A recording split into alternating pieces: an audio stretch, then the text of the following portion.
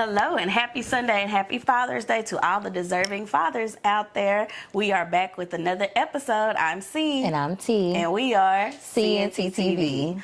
So today's episode, we're just going to jump straight in. Yes.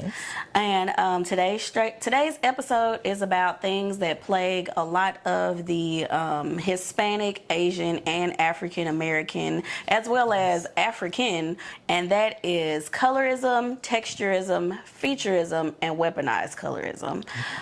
T, can you give them the inspiration for today's video? So, the inspiration that I had to bring it up and thought that it would be really important for us to talk about colorism today is that I don't know if you guys are on TikTok heavy, but it's a girl on TikTok named Erica Kane, and she's in hot water right now with the TikTok community because she got into it with a dark-skinned woman in her comments who made a not so nice joke in regards to the domestic violence she's been suffering from her child's father or her children's father. And so she, as a rebuttal, as a defense, decided to go on a very interesting rant.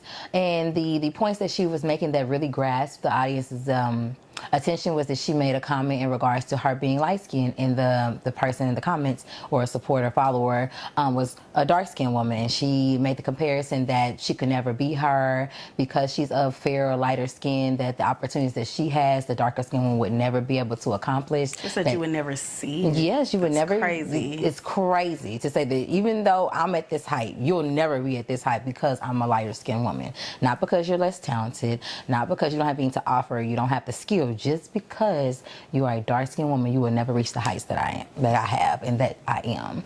And truthfully, she really got her following off of, telling about her personal life and things that she experienced at a young age, her trauma and things of that nature. But now she's, she is getting brand deals, and, she does the wigs, the promotions. So she's pretty far off into life. She has millions of followers. So I think that a lot of times the thing about when people get this glorified vantage point of people and they get a lot of followers, they forget who they really are, and they let that fame or stardom really get to their heads, and it changes who they are, because she was not like that at first. Because I followed her maybe the last 2 years or so, and it seems like the more she started kind of getting into, getting more brand deals and the following and the bookings, that her head started getting bigger, and she became more nasty than nice. She used to kind of be funny, we laugh at the jokes that she would make, and she has fun, she sings, she dances on her platform, but then she started becoming very much a mean girl.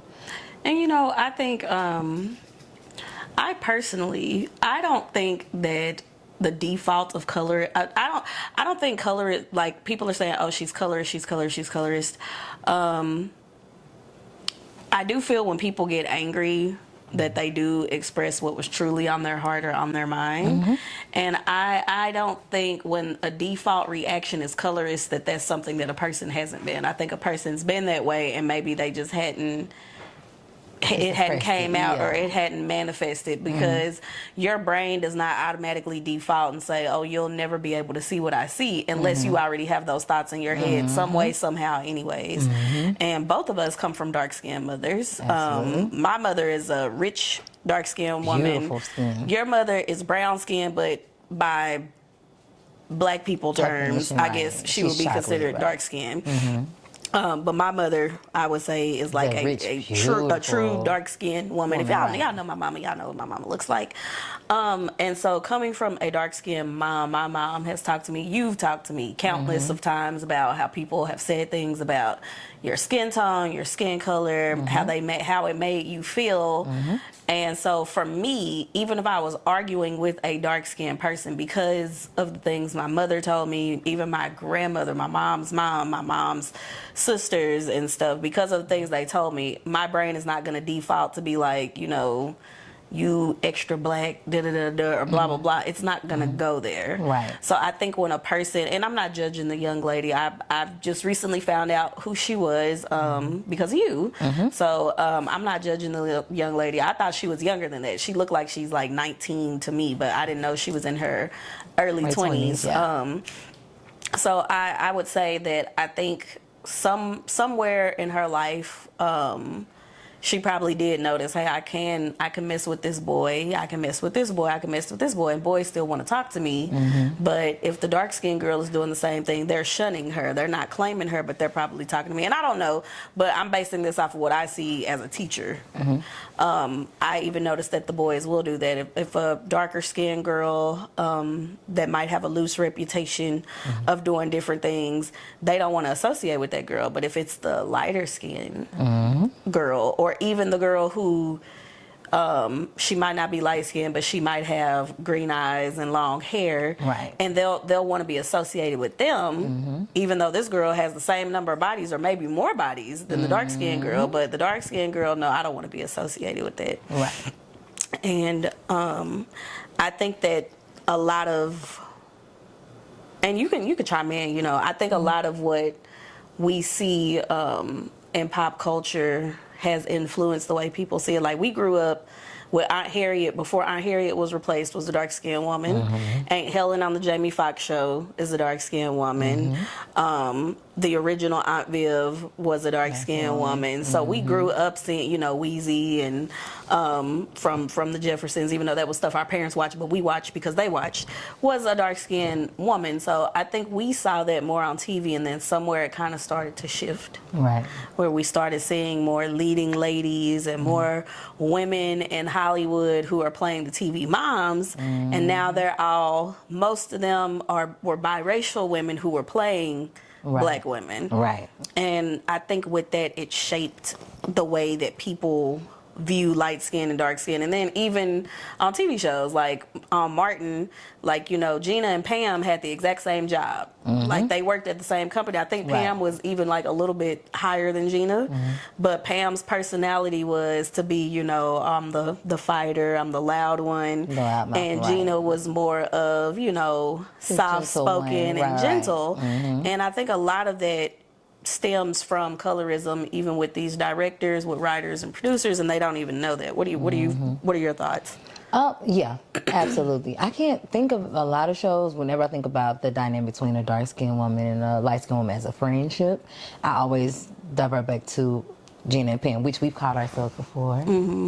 A lot. Even girlfriends, Tony and Joan were dark skin and light skin. Khadijah and Max on Living Single. I like that they gave, even though Tony was the dark skin one, they gave her a prominent job. She was well off, you know, well off for herself. Really, as they would call bougie, the bougie friend, which I feel like every show back then had to have like a bougie friend, had to have like a dim-witted friend, like, like somebody just for comedic relief to have somebody else. The bougie black girl baddie was definitely a thing that we will have to talk about on another show. Absolutely. Yes, because that was definitely a thing. But even that dynamic, like, I don't feel like with Tony and Joan, I don't feel like Tony was like the aggressive one, because she was still very prissy or whatever, but she was often villainized in a lot of their like quarrels. And a lot of times I just think that Joan was wrong. Joan was wrong. Watching she it was a as an terrible adult, friend. She was a Joan terrible was a friend. hater. She was definitely Joan was she a deserved hater. to get slapped. She was a pick me. She deserved to get It was so much wrong with Joan, but we didn't see that as kids. No, because I think that show came out, we were in middle school, maybe high school. Yeah, but Girlfriends came out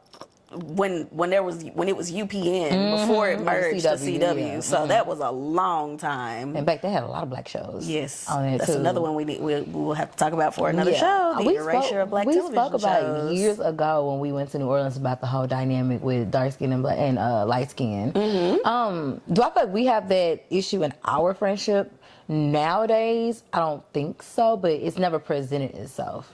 I don't think we have that issue amongst black crowds, but I definitely think amongst other crowds that if some random on the street, like I feel like we did that, that we were just calling random people when we were in New Orleans, and we were asking them questions, and they were like, oh no, that's something Amber did, and I was like, no, that was me. And then it was just like, well, why do you think Amber did that? Well, I don't know. No, you know. They definitely know. You know. But people don't like to admit it. That's the unfortunate thing, is that people will know something is like completely off or they're wrong about it, but they don't want it to be held accountable for that terrible vantage point. And I really hate that because just be honest with yourself. I tell people all the time, you can't be honest with anybody else before you're honest with yourself. Absolutely. You have to be honest with yourself. Absolutely. In order to really be transparent and for people to really understand that. But you know, to each his own. I let people be, you know, I'm one of those type of people. I let people be who they are, baby. Yeah. I don't try to manipulate or any of that nature. I let people be who they are. But unfortunately, colorism is not just prominent around black people or with black people. It's around the world. Yeah. Depending on the culture. Yeah. It's really bad in like Latin America. I've listened to, far as social media, Jocelyn Hernandez, Cardi B, Amara La Negra have all talked about their different experiences. Cardi even spoke about it. She said when she was a stripper and they would have, you know, New York has Latin Girl Night. And they would tell her that she had been out in the sun too long. And that she needed to get her hair straightened. And, you know, Cardi used to, if y'all don't know, Cardi used to rock braids, the long afro, the sew-ins, and they told her that she didn't look, and her words were, oh, I don't look Spanish enough. So she would have to, you know, divert from being exposed to sunlight, and because they felt like the way that she looked, she would have to go on the Black Girl Nights. And these are Hispanic people that were saying this. And then Amara La Negra has said that plenty of times that people were like, oh, you know, if you want us to take you serious, you need to straighten your afro. And that's what got her famous, was her afro. Beautiful girl. Beautiful brown skinned woman. Dark skinned woman. Actually, Amara's is a dark skinned woman. She's a chocolate woman. Yeah, she looks like the black Barbie doll. The original black Barbie doll, that's what Amara looks like. But she spoke about it. Jocelyn spoke about it, and, you know, has said that because, like, in Puerto Rico, that they will look at you differently. Even Tyla recently spoke on her. Well, she didn't speak on her experience. She clarified online. Yeah, she clarified online, but she did not say it on the Breakfast Club. In South Africa, if you are mixed race, they have a whole category called colored. So that it's a part of the race. So there's like black, there's white, there's colored, then there's Hispanic. Like the actual group, ethnic group, is called colored. But it means something different in the States. Yes, but in the U.S., you can't call yourself that. They want you to pick one or the other, which I don't think is fair. I mean, I guess if you are 50-50, you're technically half and half of each one. Normally, when somebody is mixed with black, their phenotype is going to give black. Right. It's going to give black. No matter if you're light skinned, dark skinned, it's going to give black. Even the way we speak. Yes. Like, even on the phone, I can tell if I'm talking to a black person. I can too. Oddly enough. Like, I Even don't know with if the it's our professional dialect. voice. I don't know what it is. Even if it's but the I professional just know voice. That yes. I just know that it's a black person. Just by just the tone and the richness of their voice. Yes. Like, I've never mistaken. Me neither. Ever. Me neither. I don't know. We're the chosen ones, and no one can tell me anything different. No one can tell me anything We're the chosen different. race, and I'm going to stand on them. I'm down in here. We are the chosen race. For sure, we are the trendsetters. Like, people gonna stop playing in our faces. I actually do think that black people set a lot of trends and different things. Like, especially with what's going on in K-pop and in Japan right now, there are a lot of people that are rapping and doing different stuff, and you can hear in their cadences and how they rap. Several of them sound like Kendrick Lamar. Several of them sound like Nicki Minaj. There are a few women that are rapping there that sound like the old school Kim and Foxy. Believe it or not, they're actually pretty dope. I'll put some of their links in the description. But, you know, moving further into that aspect, two of our favorite superstars were known very much in Asia, Michael Jackson and Janet Jackson. And I believe that Featurism plagued the Jackson families. And for people that don't know what Featurism, it's where you can technically be a darker skinned person, but you have European features. So think of, like, you know, Lupita Nyong'o, she doesn't really have like a large prominent nose. She doesn't really have a really big forehead. She's more slender built. She has a shape, but she's more slender built. She's not as va-va-voom, you know. And another supermodel named Anok Yai, I believe I'm saying that right, Anok Yai, Anok Yai. I apologize, sweetheart, if I got your name wrong. It's no offense. But a lot of people will be like, oh, she looks, you know, like she looks exotic. People say that about Nia Long. They look exotic, but it's because they have Asian features. And I think that impacts beauty standards as well. What are your thoughts? Well, I mean, I never looked at it and thought about it until you brought it up. I never really just thought about it, but I guess I see a lot of people that like darker skin people with like the more European, you know, the slender nose or the smaller lips, which is crazy because people like with those features naturally like to plump their lips so they can look more, you know, fuller, like people. So it's kind of almost like the opposite side of the scope because it's like were born with the slender nose and the smaller lips. Now they're doing and paying a lot of money to have those same features. People of the community, they do it too. And it's just like, y'all don't really want us to be here. You don't want us to see us succeed, but you want to look just like us. You want to steal our culture. Yeah. And the wide, you know, the wide hips and the shape and the butts and the lips. It's like, come on, stop it. Stop. But see, Amber, if I were to look at you, like, I hate that people say that exotic, but I think that you have like exotic features, like the way, because your eyes slant. Yes. Your cheeks are up really, really high. I guess they were the Native American features. Like when I look at you, you have, that's what you look like. You're just of a darker skin tone. Yeah. So like when I've had people, and you know that I've had a few people that ask me, they'd be like, well, it's Amber, she don't look like American black. She must be like something else. Or like I've had people ask me, are you Ghanaian? Are you Kenyan? Are you from there? Actually, my people go back to Cameroon. And Ancestry.com. No, this is not sponsored or advertised, but I actually like that. It taught me a lot, and I found a whole lot of relatives I did not know existed. But yeah, it goes back to Cameroon. It's like 52% or something like that. Cameroon? 52? Specifically. I'll show you. I'll show you off camera. What? What? And then like right under is Ghanaian. I thought you were more Nigerian. It went down? Girl, tell me something. Because you know it updates all the time. I'm like, what DNA y'all have? I gotta keep updating it.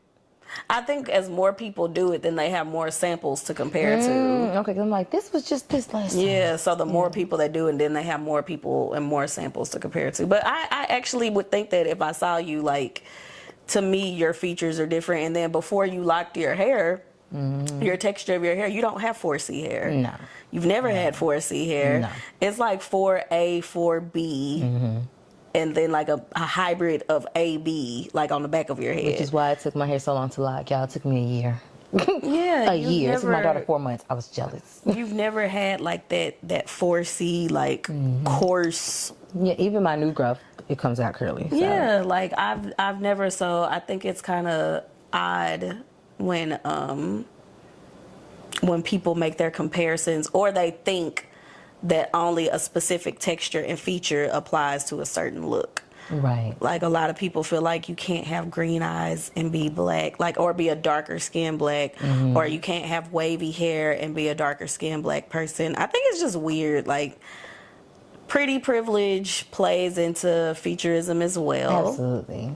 It's a real thing. Oh, it definitely is. For sure. It definitely is. Especially in the music industry. Oh, for sure. I think in no shade, no tea. I think in the entertainment industry, period. Yeah. I think if you just look a certain part halfway, I'm not even gonna say halfway, because they want the women to look especially beautiful. But they want the men. It's weird because normally when I see like men cast in Hollywood, they're normally like a darker skinned guy. Like they're super cheap, like chiseled and ripped up, like Idris, and then Morris, and why am I drawing a blank? It's the new guy, Kofi. Yeah, I can't. How do you say his name? Gorgeous. He's beautiful. Who, Kofi? Yeah. Is it Kofi? Oh, and then the supermodel from back in the day that used to be with Tyra Banks, the man, Tyson. Tyson Beckford. There you go. Yeah, and like, you know, Tyrese at the time, beautiful. Like, I just feel like they'll have that as the standard for the men, but they always have a very fair-skinned wife, and then they have biracial looking children, which I'm just like, this doesn't even make any sense. Because yeah, that's true. That's true, but it should be at least one brown-skinned child. One would think that, but yeah. That's crazy. It is. It is indeed. What else is on the docket? Oh, we talked about texturism. Talked about featurism. I think we talked about everything. I think we did. Yeah. Yeah, okay. All right. We doing good today, y'all. Yeah, we're doing short real good. and sweet. I love it here. Yeah, we could talk. Well, since we have a few more minutes, we could talk about our brunch that we did, our CNT TV. We had a time. I Am My Sister's Keeper luncheon. It was a beautiful thing. We all wore our purple, which is the color of royalty, overcoming adversity. We all shared like different stories. We talked about some super relatable stuff just with, is this my friend or is this my frenemy? Oh, that would be good for our next show. That'd be wonderful for our next show. Yes. You know, friends versus frenemies. How do I know if this person is here forever or if they're here forever only so far to see how well I'm doing in life? And I love that. Shout out to Megan or Big Mook. Mookie, our bestie, Meggie our Poo. friends. Yeah, shout out to her because she brung that up and we just had such a good time. What was your experience at the luncheon? I had a blast, y'all. Like, I had a blast. I looked cute. Yes. I'm going to stand on it. My outfit was cute, y'all. Yes. Shout out. Was it Fashion Nova? Fashion Nova, I want to say. Fashion Nova for you, Sheen for me. We love balling on budget. And dude. Period. Because we're gonna see each other stuff all day long. Girl, this is cute. Girl, I got a good sale going on. Let's go. Every and day. now we both have packages coming to the house, and we like. Because, baby, I don't remember. I wasn't there.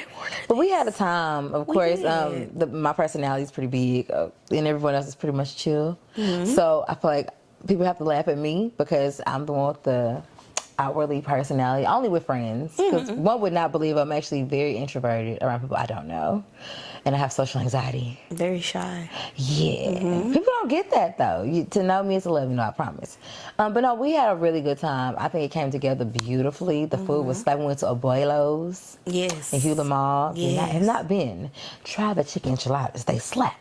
Trust me. Everything's good. They always make everything like fresh. It's always so good. Yeah, but it was really cute. I loved our little gift bags. We wrote like personalized notes to our friends and just encouraging them and empowering them. And I loved it. I really, really feel like we should keep that going and let that be a thing. Maybe eventually we'll open it up to like our audience come in and spend the time with us. Right now we're gonna keep it personal. Till we kind of get the hang of it, get into a rhythm to where it can go seamlessly, so that when we do get larger crowds, we'll do it with ease. So we coming, but for the meantime, we'll just make it, we'll just make it, quaint, and then we'll just keep it going. But yeah, no, we had a great time. I think we all looked beautiful. We did. Food was good conversation, good coming together. Like, I really love that for us. And we don't really get together often. We all live in the same city, but everyone has such busy lives. Yeah. So we don't really get time and chance to really just sit down with each other and just fellowship as sisters. So it was really good. Some of her friends met some of my friends for the first time, so we could all, be friends. And we could all be friends and come together. But I really hope we do it again. We'll absolutely. Get that together. I love a good theme, so I've already started thinking about different themes and working on different themes, and I'm super duper excited. Same. And just stay tuned, and we have uploaded some footage if y'all want to see that. But thank y'all so much for being here and watching with us. This was a wonderful episode. Hopefully, some things were said that you guys can think about. Think about if colorism has shaped the way you see one another within your own community, or if you've seen it, affecting other people within your community or outside of your community. Until next time, I'm C. And I'm T. Bye. Bye, guys.